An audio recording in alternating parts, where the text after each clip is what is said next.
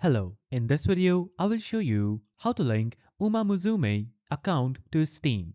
So, first, open your Umamusume on your original device. So, launch the game on device where you initially created your account, mobile or another platform. Then, access the Data Link menu. Tap on menu button on the home screen, usually located in the bottom right corner. Select Data Link from the options available and set a password.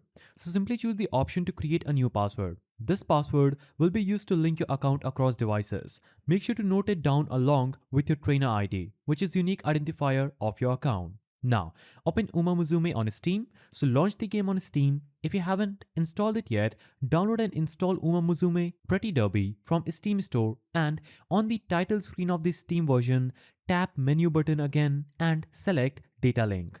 Enter your trainer ID and the password you created earlier, and this will link your mobile account to your Steam account.